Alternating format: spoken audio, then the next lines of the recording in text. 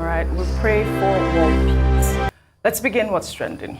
Over the weekend, occupants of illegal structures built on canals and drainage channels in the Okota area of Lagos State were displaced as the Lagos State government continued its demolition exercise in the area. Well, according to Tokunbo Wahab, the state's commissioner for Environment and Water Resources, the ongoing operation is to reduce flooding and allow free flow of water along the drainage channel. While videos posted on social media showed the moment the buildings were brought down by excavators as occupants cried for help.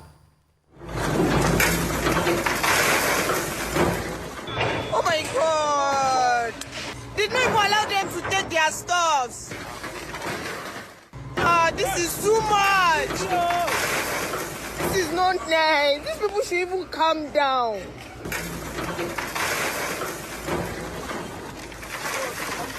These people are just so heartless.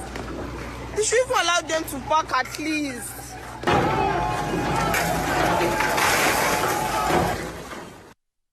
Well, as sad as this looks, Ayo, apparently the owners had been warned. They had given them a lot of notices and they've had interactions with the Lagos State government. I mean, this is the reason why we see these types of flooding occur in Lagos. But we need to take these things really seriously. My heart goes out to the people that bought those units because I'm sure that they didn't know. And that is another thing that we need to, find a way to verify. How does that happen? What sort of negligence is that? Yes, you're very correct in terms of going forward, because it's quite sad. The people who bear the brunt of these destructions, if you see in some footage, you will see furniture from these houses. So you will see they'd been built, people had paid for them, and whether they were being lived in or not, it was either being marketed to be sold, to be rented out, or people already had bought it to live in. First of all, the reason why the Lagos State government was conducting this demolition exercise was because these structures were illegally built on canals and drainages in Lagos State. This is an issue that has belabored or that has plagued the state for a long period of time. And usually there are threats upon threats, court cases upon court cases on whether or not to demolish because of its environmental impact on the state. We know when it comes to flooding, we know these areas are quite notorious, this Okota area, Lekki area. And so the governor and the government of Lagos State, in trying to tackle this, had served notices to these residents and to these owners saying that they were built on, it was illegally built. Now, some questions to answer is that which body gave the authorization to build? Yes. Because before you build, you will get, you must be able to get at least your regulatory bodies to certify that you have the go-ahead to build. So beyond these people being punished, whereby they lose huge amounts of money, then we must also find within the government, the regulatory bodies who erred in their functions to see that these buildings were erected. During the process of building, nobody said anything. The truth is that it might have happened in a previous administration, not this particular administration, because this has taken a number of years. But we must correct that so that when people are getting approvals to build, then it must be that the checks have been done and they are not building illegal structures. Yeah. It is unfair for them, after they've completed their buildings, to then have them demolished when they have the papers to authorize them to build on these properties. I think these are the questions that we must ask and that must be answered. The truth is that these buildings cannot stay. So I hear the emotional part of it where people are saying that, oh, this is unfair, this is unkind, but the alternative does not beg to question. So it might look like the government is coming down hard, Lagos State, but the truth is that these are illegal structures. However, the question will be who gave them the authorization to build. Yes. I saw, very quickly, a man who was sharing his experience about how someone had advertised that he was going to build a house beside a lake or a pond. What was the lake or the pond? The canal, where there was meant to be free passage. And someone had given the papers to build in those areas, sold land to them there, and the government was there all the while without doing anything or raising an eyebrow. Yes. Until when the structure is built, then they start to demolish. That's the unfair part of it. My issue now is the fact that are these people that have lost their property, is there insurance? Is there adequate insurance? What is the type of compensation that they're going to get at this point? I mean, something's got to give. We'll take another story. The House of Representatives on Sunday reacted to reports claiming that 360 members of the lower chamber will receive sports utility vehicles valued at 160 million naira each, totaling a sum of 57.6 billion naira as personal gifts. The spokesperson of the House, Akin Rotimi, said the reports carry varying exaggerations and that the vehicles are not personal gifts to the lawmakers, but the property of the National Assembly within the 4-year tenure of members of the House. The spokesman also stated that the vehicles will serve as work tools for the lawmakers because Nigerians deserve highly mobile representatives who can access remote locations as they carry out their duties, and that can only be achieved with functional and reliable off-road vehicles. While reactions have been trailing the budget for the SUVs, users on social media have dug up a video of President Hichilema of Zambia, who back in 2021 rejected a budget proposal of $1.8 million for the purchase of his vehicles. Let's take a look before we come back for a discussion. Why are you using money to buy a VX for the mayor? That VX for the mayor can put toilets in all the markets in your constituency. Why do you want to pretend you know that you cannot afford a VX? Why do you want to pretend? Because you are using taxpayers' money, now you should pretend. After the 16th of August last year, the system came to me and said, Mr. President, sign here $1.8 million. That near Chandalama, we ordered new vehicles. Your colleague ordered new vehicles. So now you sign because you need new vehicles. I said, why?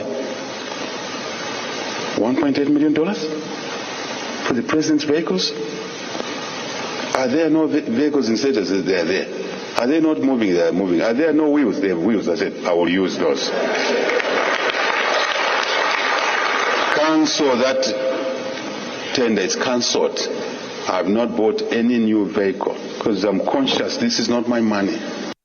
He's conscious. This is not his money. Whose money are we using? I think this is the message that the lawmakers should focus on, our Nigerian lawmakers. I think that the president of Zambia hit the nail on the head. If you already have vehicles, why purchase new vehicles? I mean, I thought that I was going to hear some sort of rebuttal from the lawmakers saying that, oh, we're not purchasing it for this price of money. But instead, they say that they actually need those vehicles. Dr. Abati. Well, the press statement that was issued by the spokesperson of the House of Reps, in fact, I found it scandalous. Yeah. He was saying that, look, these are operational vehicles, that they are not gifts. They are to be used by the lawmakers to travel to their constituencies. We've been in this country for quite a while. How many of those lawmakers remember to even go to their constituencies? They only go there not to go and do anything, only when it is almost time for the next election. And when they say they go to these their constituencies, what did they do there? Have you not been in this country where a lawmaker, the only thing he thought he could provide in his constituencies was wash hand basin? Another one, the only thing that he did was to buy electric poles, and those electric poles were commissioned. So some of these so-called spokespersons, when they want to issue these statements, they should at least know that the people out there, would double check. Yeah. Now, the fellow was saying that, look, after 4 years, then, maybe they will buy the vehicles, but while they are there, okay, what happened to the vehicles they bought for the last assembly? That's the right question. So they've taken those vehicles away, or is it that those vehicles, after 4 years, can no longer function again? This is just about the attitude of our lawmakers. And this is why people are saying that Nigeria cannot afford a bicameral legislature in Abuja. Why don't we have a unicameral legislature to reduce number? And why don't we even make membership of the National Assembly a part-time assignment, as is the case in some other countries? People just get elected at our expense, and they go there. The first thing they think of is to enjoy benefits. A vehicle of 160 million naira. What kind of a vehicle is that? Maybe it is a bulletproof. Okay? And these are some of these people who are first-timers in the National Assembly who cannot even afford the miserable grade A Tokumbo vehicle. Yeah. You know, there's grade A, there's grade B. You know, in any case, we have the example of Ichilema. Yeah. Akande of Zambia. Yeah. Where that's another leader. He became president in 2020. 2021. 2021. Next election in Zambia is next year. Do you know that for 8 months, he did not collect salary? Oh. And he said it's not because his salary was not available. It was because he didn't go there. He didn't become president because he was looking for money, right? He had run for that position about 5 times. Okay, he then won the 6th time. He said his focus was to retool the economy, provide jobs for the masses, particularly the youths of Zambia. Yeah. And he's been very consistent in that regard. But the opposition, they say, no, he made money from privatization. Okay, he could afford that because he has investments in agriculture and in other parts, so that's why. But what he's saying to other people is that you don't have to buy an expensive vehicle. And that he, as president, he did not allow them to buy new vehicles for him. He said he will continue to use the vehicles that were there. Yeah. Now, in fact, at some point, also took a pay cut. And we have had other leaders in Africa who took pay cuts. Uhuru Kenyatta. Yes. The man in Kenya. Kenya is Uhuru Kenyatta. Next door, in Ghana, the president also took a pay cut. But here in Nigeria, they just want to make profit. And yet, the same lawmakers, the same Nigerian leaders, they tell us to make sacrifices. They tell the people to tighten their belts. But meanwhile, they are feeding fat at the expense of the state. I think this should be part of the conversation. And I think the people who have been saying the National Assembly should not be a place where people go and collect benefits, and that the number should be reduced. Absolutely. And it should be a part-time appointment.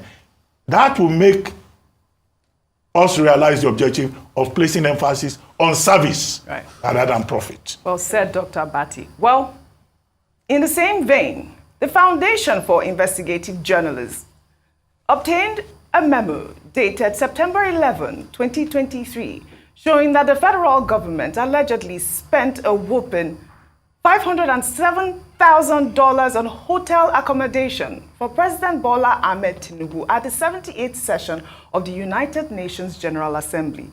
According to the memo, over $422,000 out of the total amount covered the cost of rooms booked for the president and his close aides at the St. Regis Hotel in New York from September 16th to September 23rd, and the remaining $84,000, which is 20% of the hotel reservation cost, was for incidentals. I mean, when Nigerians hear that amount, $507,000 in this economy, what that means. This was a leak, and I must put a caveat, we're here to independently verify this. But if this is true, it is every shade bad. Because we can't live in a country this way when you tell the citizens to tighten their belt and you're frolicking with this amount of money. It's just very sad. It's this new level of madness we have in our country. But are you surprised, Oji? We're here sitting down that an ex-militant was going to be running for deputy governor. So the system that brings our politician in is rubbish in the first place.